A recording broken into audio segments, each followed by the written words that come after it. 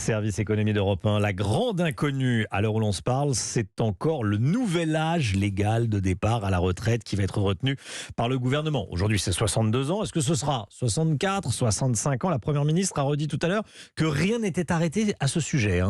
C'est ça, le report de l'âge légal à 65 ans n'est pas gravé dans le marbre. L'exécutif est donc prêt à bouger sur la promesse phare du candidat Macron. Dans la campagne présidentielle, dans la campagne des législatives, on a porté une réforme qui décale l'âge de départ à la retraite à 65 ans. Mais ce n'est pas un totem. Ça n'est pas un totem, je le redis.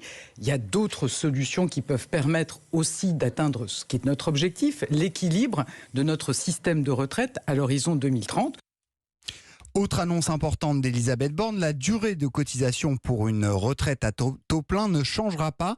Résultat des courses, on pourrait s'orienter vers un report de l'âge légal de 62 à 64 ans seulement, avec peut-être en option une accélération du calendrier de la réforme Touraine. Elle prévoit d'allonger la durée de cotisation pour une retraite à taux plein à 43 ans d'ici 2035.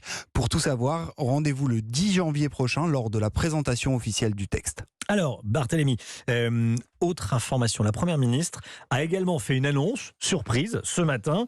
Le gouvernement renonce à ce qu'on appelle la partie, on va dire, la plus controversée du futur décret, de la future réforme sur l'assurance chômage. Expliquez-nous. Absolument, il s'agissait de réduire de 40% la durée d'indemnisation des demandeurs d'emploi si le taux de chômage passe sous les 6%.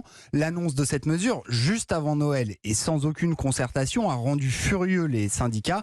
Du coup, le gouvernement, qui espère encore convaincre la CFDT de l'utilité de sa réforme des retraites, a opté pour une reculade stratégique. Pour l'instant, on en reste donc à ce qui avait été annoncé fin novembre, c'est-à-dire une réduction de 25% de la durée d'indemnisation quand le taux de chômage passe sous les 9%. Merci beaucoup, Barthélémy.